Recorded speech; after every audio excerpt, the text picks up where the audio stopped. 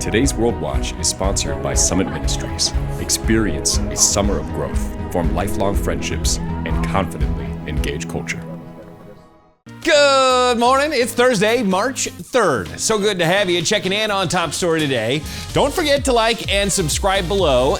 Then head over to our full show to see what you're missing, like the latest on Major League Baseball. You can kiss opening day goodbye as baseball's lockout misses a key date for compromise.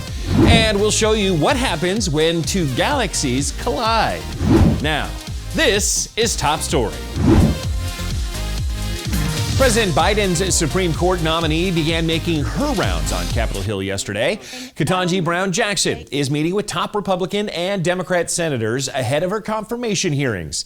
3 Republicans voted in support of Jackson's appointment to the U.S. Court of Appeals, but few Senate Republicans are expected to confirm her as a Supreme Court justice. More on Jackson after the break. My nominee for the United States Supreme Court is Judge Ketanji Jackson. Supreme Court Justice is a lifetime role. Who is the woman up for a seat and what policies does she stand for?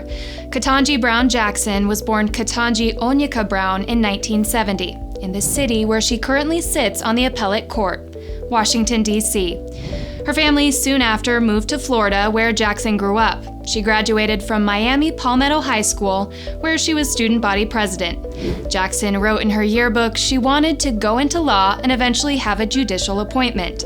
Attending Harvard College, she graduated magna cum laude, then worked briefly as a reporter and researcher at Time magazine. Pursuing Harvard Law School, she graduated cum laude in 1996, marrying that same year.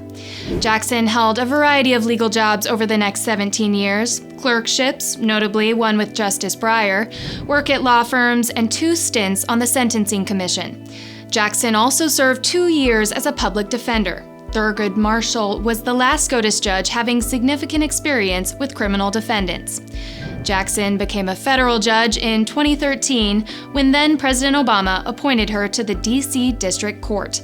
And in 2021, Biden elevated her to the D.C. U.S. Court of Appeals. Throughout her career, Jackson has leaned liberal on issues such as abortion, gun rights, and affirmative action.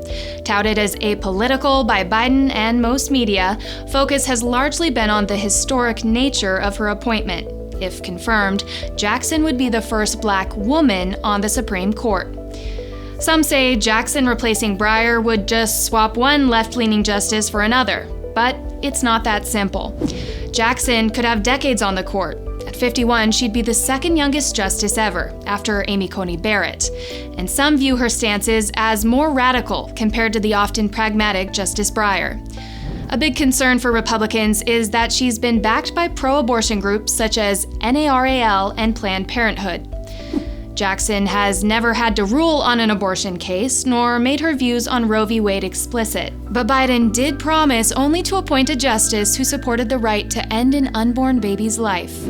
Confirmation of a justice takes time, but Biden has said he hopes Jackson's process will wrap up by mid-April.